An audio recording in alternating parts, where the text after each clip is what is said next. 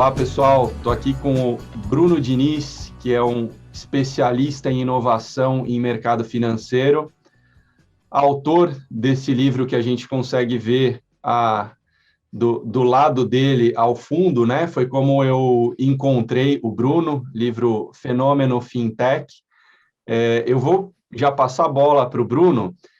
Bruno, se apresenta um pouquinho, fala um pouquinho do teu livro também, mas antes fala um pouco da sua experiência relacionada a mercado financeiro, inovação e fintechs. Claro, legal, Eric. Antes de mais nada, obrigado aí, o convite para a gente bater esse papo. Bom, eu sou oriundo do mercado financeiro tradicional, na verdade. Minha porta de entrada foi o Unibanco. Eu ingressei ali em 2008, bem próximo ali no período da crise, né, quando a gente teve deflagrada ali a crise. E logo, rapidamente, né, na minha trajetória no Unibanco, a gente teve um processo de fusão com o Itaú, né? Então, comecei pela porta de entrada da seguradora do Unibanco, fui trabalhar na área de Wealth Management do Itaú. Depois disso, mudei, fui para uma instituição, um banco de médio porte chamado Indusval Partners na época, hoje chama Voiter, o banco, trabalhando já com corporate banking. E a última passagem que eu tive, isso em 2015, foi no Banco Modal, hoje mais conhecido também pela sua corretora. Mas desde 2011 eu sou bastante envolvido com a cena de startups aqui, então trabalhando com banking de dia e na parte da noite frequentando os eventos, os meetups de startups que aconteciam aqui em São Paulo, voltando ali para 2010, 2011. A ideia dos meetups era muito mais conversar sobre o que é uma startup de uma forma muito ampla, tá? Do que a gente falar de vertical. Não se falava em conversas verticais, como, por exemplo, em EdTech, Fintech, AgTech, como hoje está bastante claro aí dentro do mercado de startups como um todo. E nessa trajetória, quando ao longo ali, por volta de 2013, eu comecei a perceber que tinha um movimento relacionado à Fintech acontecendo fora, né? Essa verticalização no meio de startups. E eu tirei férias na época, quando eu estava no banco, para conhecer também o que estava rolando fora. E eu vi que tinha um movimento fintech acontecendo. E eu queria muito fazer parte daquilo também, já aproveitando minha expertise em estar participando dos eventos da cena de startups, mas sim iniciar conversas dessa vez mais nichadas dentro do segmento que eu pertenço, que é mercado financeiro, e com esse interesse de tecnologia. E aí foi que eu, de fato, acelerei mais essas conversas. Em 2014, 2013 mesmo, eu conheci um pessoal de uma organização que fazia eventos, discussões, meetups sobre fintech mundo afora. E depois de muito conversar com eles, em 2014, eles permitiram que eu pudesse organizar os eventos deles aqui. Em 2015, a gente fez um evento e nesse evento eu já senti que não tinha como voltar para o mercado financeiro tradicional, resolvi tomar a rota da área de inovação, muito conectado com essa rede internacional que eu tinha criado, e também ali na esteira dos eventos, que foi o primeiro evento de fintech que eu realizei aqui no Brasil, que chama Fintech Talks, e depois tiveram outros. Mas nesses próprios eventos a gente já tinha ali regulador, áreas de inovação de bancos e as próprias fintechs, e isso começou a surgir uma demanda até de consultoria para a compreensão do que estava rolando lá fora, e aí eu montei a minha empresa de consultoria na época. Acabou que após isso evoluiu, também dei palestras internacionais em função dessa rede, falando muito do que estava acontecendo aqui no Brasil. Depois pintou um convite para eu presidir um comitê de fintech que foi criado dentro da Associação Brasileira de Startups, também entendendo que existe uma verticalização. Também cheguei a dar aula num curso específico de fintechs da FGV, onde tinha um enfoque para poder tratar disso, um curso já para profissionais do mercado, né?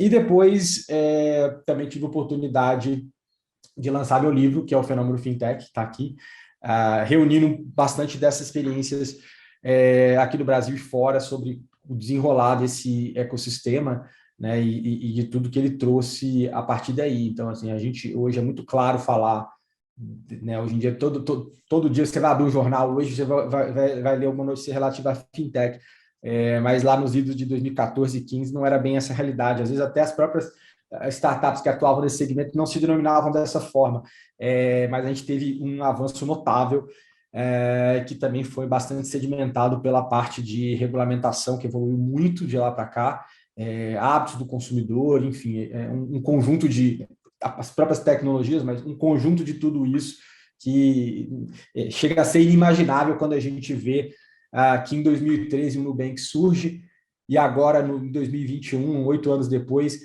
estão aí para fazer um IPO na New York Stock Exchange, valendo até mais do que muitos bancos tradicionais. Então, uma história, é um recorte de uma história de êxito, de um ecossistema mais amplo, mas que é bem interessante também colocar e enxergar, olhar para trás depois de tudo isso.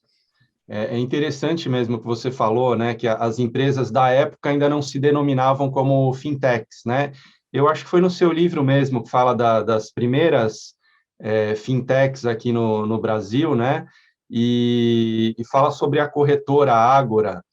E eu até mandei uma foto do livro quando eu estava lendo, mandei para um tio meu, porque ele era proprietário da empresa que desenvolveu o home broker da Ágora, né? Olha Então, só. ele ficou contente, trabalha com fintechs até hoje, né? Também é um baita de um especialista no assunto, atua mais nas áreas de estratégia e de tecnologia, mas interessante que na época não se falava, não se usava o termo, né?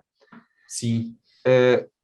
Outra coisa que você falou sobre você na época, nesse início, aí você estava acompanhando o desenvolvimento aí do mercado brasileiro e isso te abriu algumas portas, né? Você deu algumas palestras falando sobre o desenvolvimento do mercado de fintechs aqui no Brasil.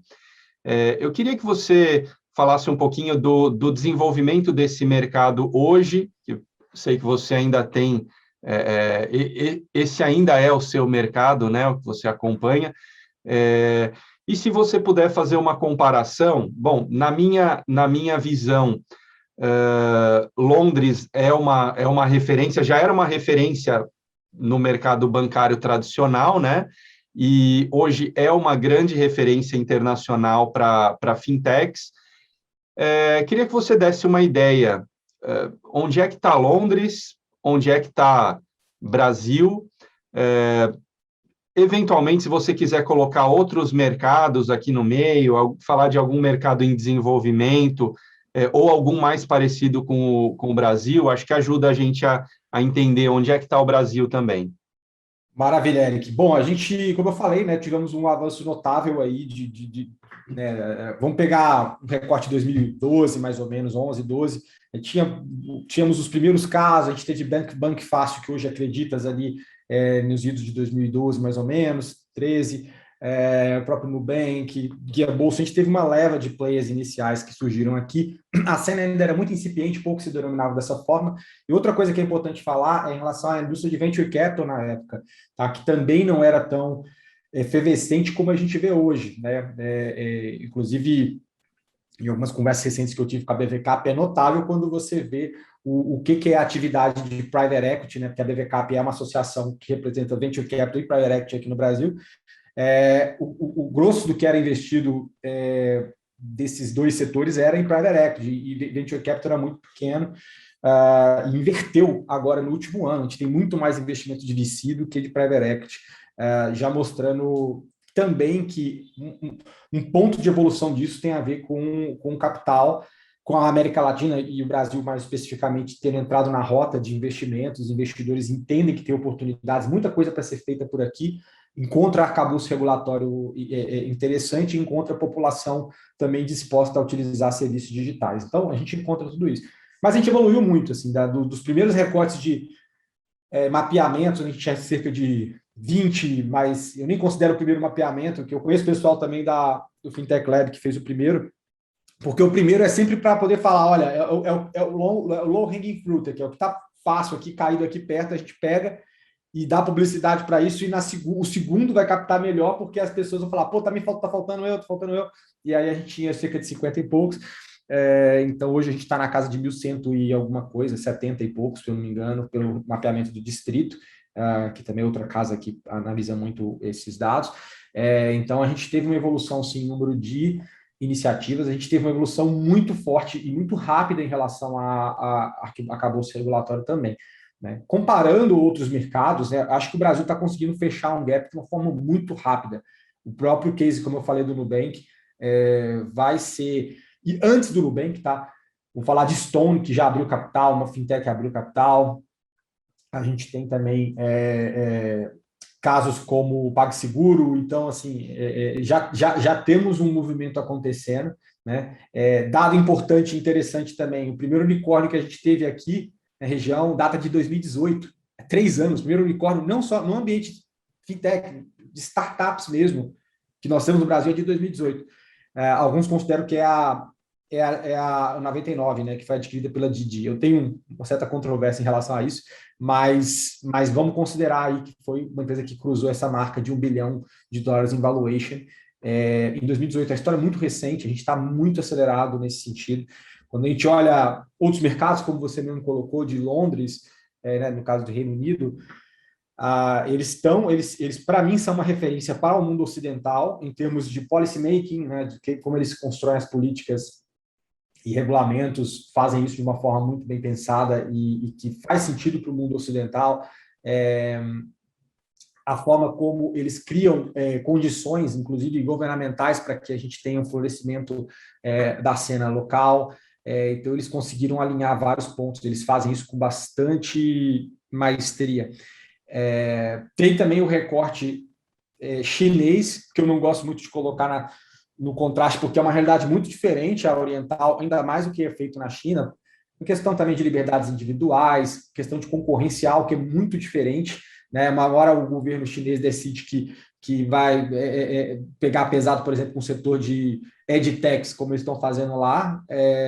Bom, você não tem nem para onde correr, muita incerteza jurídica regulatória para operar. Mas eles blindaram lá os grandes players, né? Tencent, como a gente sabe, e Alibaba, que depois tem a Ant, né? Que tem a Alipay. Eles blindaram esses players, desenvolveram muita tecnologia, não deixaram nenhum cara de fora entrar, Google, Facebook e tudo mais. Então, a gente viu um avanço muito grande, parece sci-fi, algumas coisas que a gente vê lá, mas também tem um preço alto em troco disso. Essa realidade de super apps que a gente vê lá, eu não entendo que a gente vai ver uma realidade similar aqui no Brasil, vai ter muito mais diversidade, alguns caras tentando ser super apps, né, agregar diversas funcionalidades num aplicativo, inclusive questões financeiras, mas, enfim,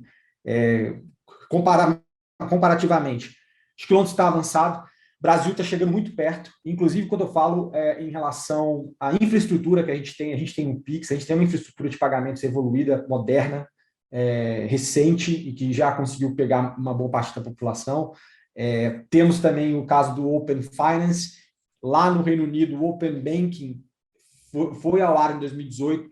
Aqui a gente ainda tem, a gente já vai nascer com um modelo que já tem ambições de ser maior, porque lá é mais circunscrito ao mercado bancário. Eles já fizeram estudos para evoluir isso para o mercado de seguros e investimentos, mas aqui a gente já nasce com a missão de ser amplo de forma total. Né? Então, a gente avançou muito. Existem até alguns estudos que mostram que a gente tem regulamentação para a sociedade de crédito direto, que é para mercado de empréstimos e tudo mais, e sociedade de empréstimo de pessoas. Isso é como se fosse uma SCD, uma sociedade de crédito direto, como se fosse um mini banco, praticamente. Né? Então, a gente cobre essa parte para uma licença de fintechs reguladas que podem operar com crédito, a gente cobre o mercado de equity crowdfunding, a gente cobre o Open Finance, a gente cobre pagamentos instantâneos, a gente cobre sandbox regulatório, que foi um negócio inventado também lá no contexto britânico, já trouxemos para cá, né, já temos o case da Suzep rodando na segundo batch, já na segunda turma, a última aprovaram 21 projetos, CVM aprovou 3, né, como eu falei, né, está no livro também. O sandbox é uma forma proativa de você regular, né? Ao invés de você ver o que está rolando lá fora, esperar alguém tentar, dar uma marretada no cara e depois criar uma regulamentação, você chama, né? Faz a chamada e constrói isso junto, né? Vê o que o cara constrói, mede os riscos e depois dá uma licença e abre aí novos precedentes regulatórios. Né? Então, a gente está... impressionante como o Brasil... Assim, a gente estava muito longe em 6, 5 anos atrás. Hoje a gente conseguiu fechar muito gap. tá? Não vou dizer que a gente está além, porque carecem outros elementos, mas, inclusive, quando a gente olha no ranking, que tem uma consultoria chamada Findexable, publicou um ranking dos melhores ecossistemas para fintech, em termos de cidade, São Paulo está em quarto lugar, tá? À frente inclusive de Tel Aviv e de outros lugares. E, em termos de país, a gente está, se não me engano, 14º. Então, na América Latina, primeiro na América Latina em termos de país. Então, a gente avançou muito, a gente está muito bem ranqueado e eu vejo mais ainda coisas interessantes, desde real digital, que a gente tem para frente, e várias outras novas fronteiras que o regulador está sabendo aproveitar. E os empreendedores estão sabendo desenvolver coisas em cima, e os VCs estão entendendo que tem muita coisa para ser feita aqui e estão despejando dinheiro aqui também para acelerar esses desenvolvimentos. Bem legal. Tem dois setores, Bruno, que eu imagino que ainda tenha muito a ser desenvolvido, pensando aqui principalmente em Brasil, tá? Um deles, eu acho que carece um pouco de desenvolvimento tecnológico e regulatório também, né? Uma evolução do regulatório. O outro talvez seja uma dificuldade do próprio mercado. Primeiro, estou falando de criptomoedas. Acho que isso, embora assim, tenha muita gente que entrou no mercado de criptomoedas pensando não em utilizar a criptomoeda como meio de troca, né? Mas estou vendo aqui que tem várias criptomoedas, principalmente Bitcoin, que o valor está crescendo, vou botar meu dinheiro aí, né? Não era esse o propósito do Bitcoin, das criptomoedas. Então, acho que como criptomoeda mesmo tem muito para evoluir, esse é o primeiro. O segundo é das microfinanças, né? A gente tem o caso lá da M-Pesa no Quênia, que é um aplicativo que ele uma tecnologia, né, que foi para a mão das pessoas ali, colocou o Quênia num lugar super de destaque no mundo fintech, né?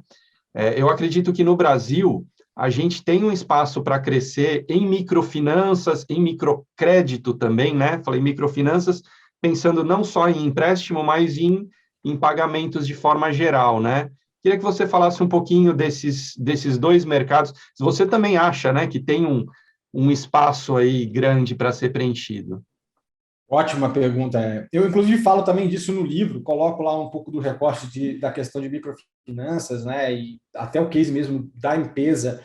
E a empresa é interessante, né, porque a gente pega aí uma empresa de telefonia, na verdade, que é a Safari, com quem está por trás disso aí. E, na verdade, a gente viu uma iniciativa que não veio de nenhum player tradicional da indústria financeira, nem de um player de fintech. A gente viu uma iniciativa assim, e também porque a gente está vendo a realidade de um telefone, um dumb phone, né, um telefone que não é smartphone, podendo ser utilizado para as transações, encurtando as distâncias, e é um caso muito interessante, né? Funcionou muito lá. Aqui no Brasil tentaram fazer iniciativas também de telefonias de empresas de telefonia em outros tempos. Teve o Vivo Zoom, que não foi para frente, um projeto que não foi para frente, mas a gente viu que tem algumas possibilidades para serem tratadas nesse sentido. Existe uma companhia brasileira chamada Avante, que faz também a parte de microfinanças, muito voltada para o ambiente do Nordeste. Eles trabalham com agentes, né, de campo local, que é um pouco do que é colocado, inclusive, por Yunus lá, na toda a teoria de microfinanças, de ter um agente local, uma pessoa que tem um vínculo com a comunidade para conseguir fazer esse trabalho. Eu acho que aliando as ferramentas que a gente tem digitais com a possibilidade dos agentes de campo, a gente tem como fazer coisas interessantes. Por mais que inicialmente no Brasil foi detectado que esses laços de comunidade em alguns lugares ele não é tão forte como em lugares da África, por exemplo, outras partes do mundo, Índia também, né? Mas a gente tem muito espaço para fazerem coisas nesse sentido. Existem, inclusive, possibilidades de mais fintechs atuarem nesse mercado. Eu tive, na semana passada, assessorando umas fintechs do Peru, e lá é um tema super forte, porque a realidade de microfinanças lá é algo muito claro, e eles estão empenhados em usar modelos tecnológicos, modelos de fintechs, seja no auxílio do agente de campo local ou algo que consiga chegar mais diretamente no consumidor final também, onde tem cobertura ali de rede e tudo. Mas, assim, é algo que ainda tem muito que ser avançado no Brasil, e eu entendo que alguns players vão ocupar essa lacuna de forma mais frontal, o que não aconteceu até o momento ainda. Legal. E em relação ao mercado de cripto? Sim, o mercado de cripto, a gente está num momento de discussão hoje regulatória sobre o mercado de cripto aqui no Brasil, muito em função dos players que operam no mercado, como é o caso de cripto exchanges, né, as corretoras. Existe meio que um código ali de autorregulação que as empresas elas adotam, mesmo sem serem exigidas, em alguns casos, mecanismos e procedimentos que até os próprios bancos utilizam de prevenção de lavagem de dinheiro. Então, tudo isso já é incorporado na agenda de muitas delas, né?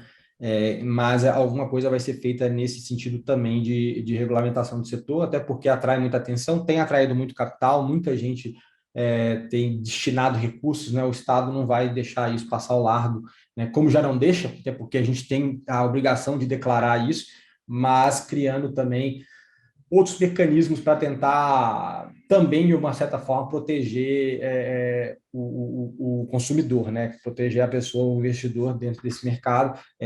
Muitos casos de pirâmides que utilizam, né, do nome, né, do cripto, seja Bitcoin ou qualquer outra cripto, junto à população mais simples, menos esclarecida também, em muitos casos, sobre esse tema, para fazer esquemas fraudulentos e pirâmides, né? E se até no mercado financeiro tradicional a gente vê, no mercado ainda que carece de informação e que poucas pessoas conseguem dominar a fundo, podem proliferar casos como esse, né? Então, vamos ver mais coisas nesse sentido.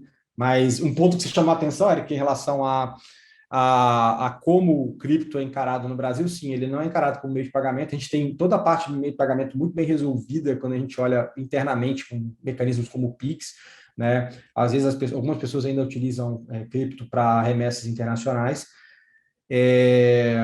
mas ele tem sido utilizado mais para uma forma de investimento, uma forma de a pessoa colocar aí o recurso em um ativo, né? Vale lembrar que o cripto, cada vez mais no mercado financeiro tradicional, está sendo enxergado como uma classe de ativos, assim como commodities, assim como, enfim, várias outras classes que a gente tem, renda fixa e tal. A gente está olhando agora também cripto de uma forma segregada, né? Então, temos ainda muitos avanços nesse sentido também. Legal. Você falou um pouquinho da evolução aqui no mercado brasileiro, né, relacionando com a rapidez do regulador aí nos últimos anos, e é impressionante mesmo, né? A gente teve um marco regulatório aí que chamam das fintechs, né, em 2013, aí o Banco Central começou meio devagarinho, e nos últimos anos a gente vê uma explosão de coisas, né? Tem muita coisa surgindo em paralelo aí. E uma outra coisa que eu queria explorar com você, em termos de tecnologia, né? A gente sabe que o mercado financeiro, ele sempre usou muita tecnologia, sempre foi um mercado que utilizou tecnologia. Tem coisas muito interessantes aí, a gente olhando antes do mundo fintech.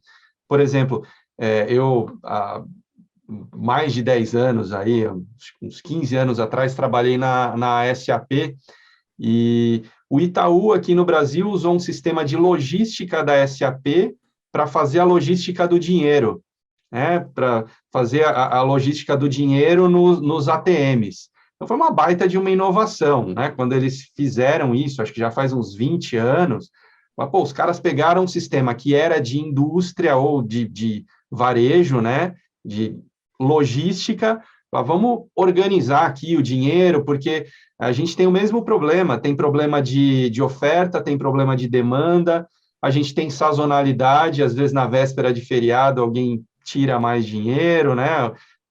Então tinha todas essas questões aí. Então o mercado já usava muita tecnologia, né?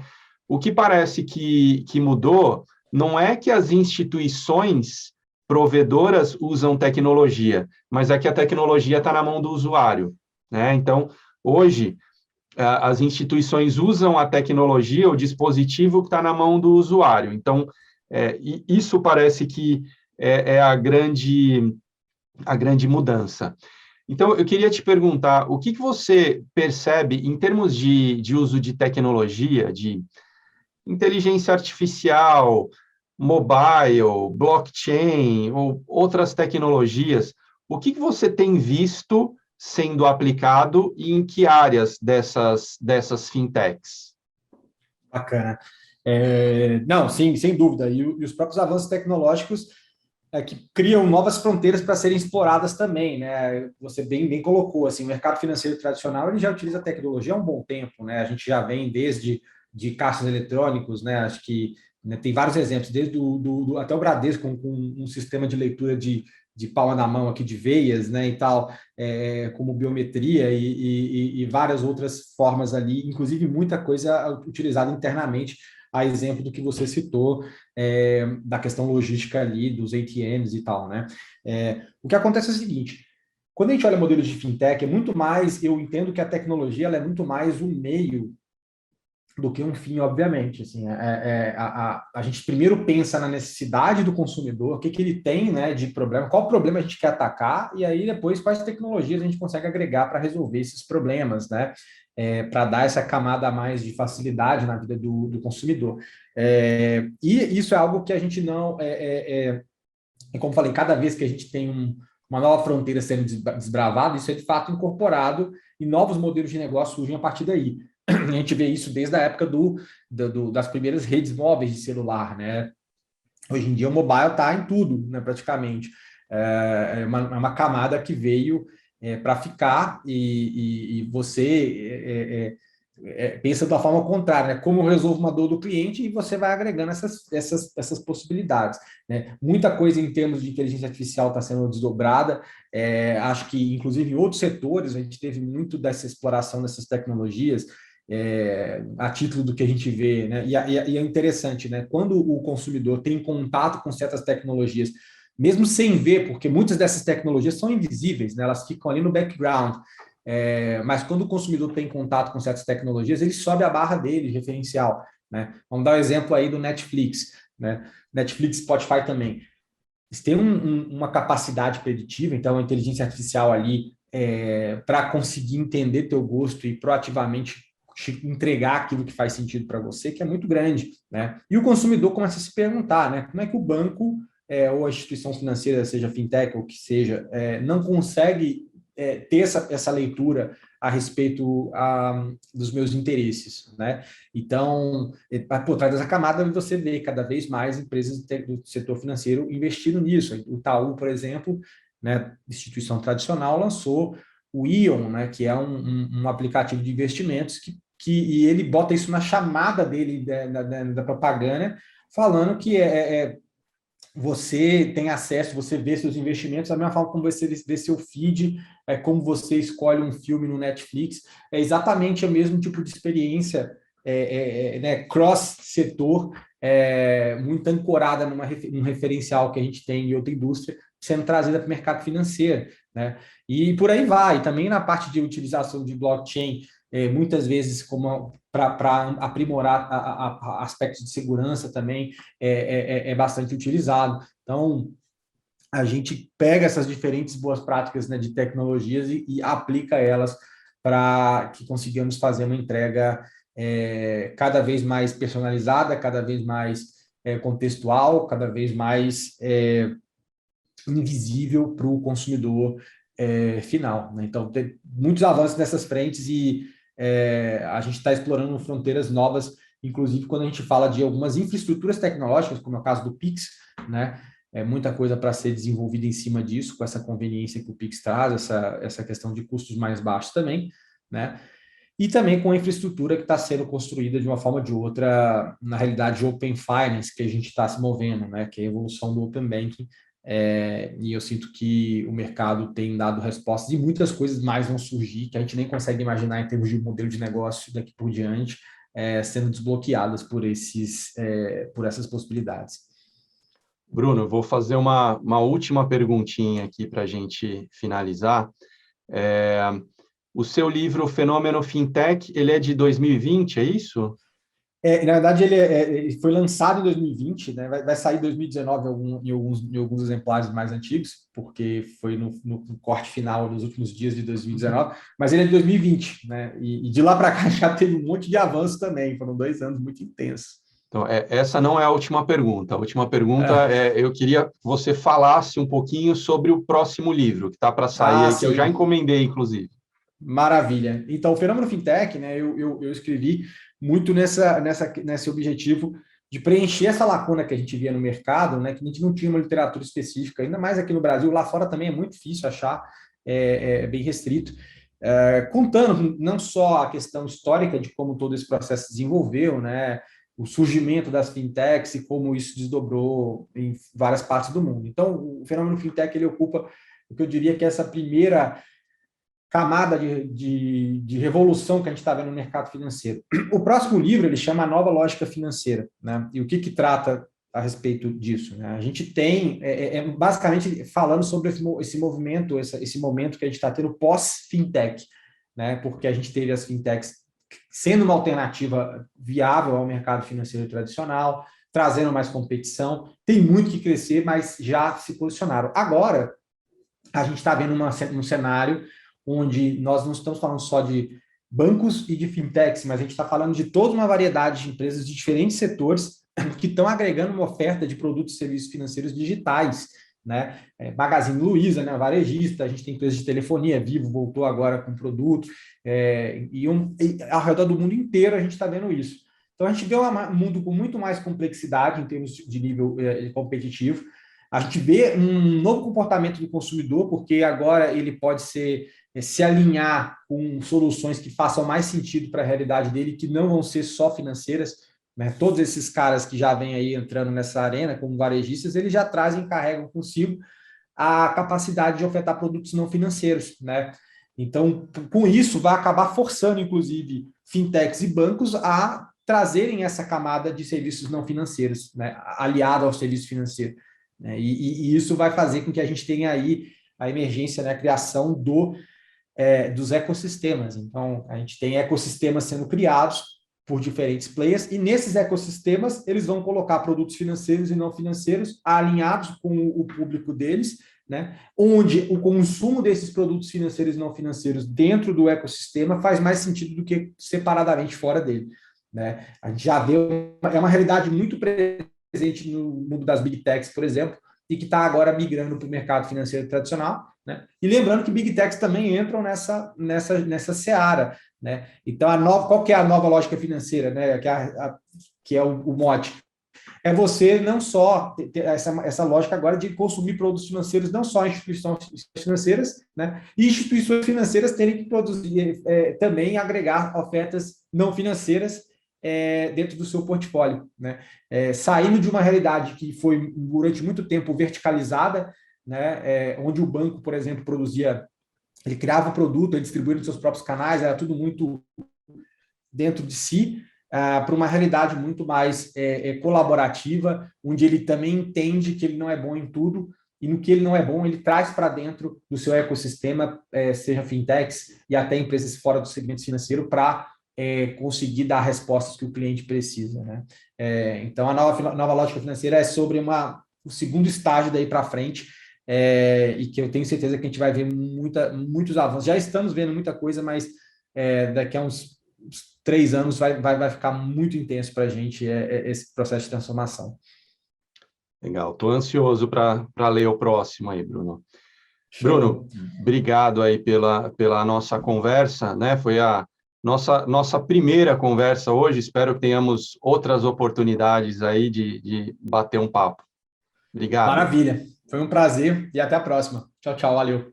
Valeu.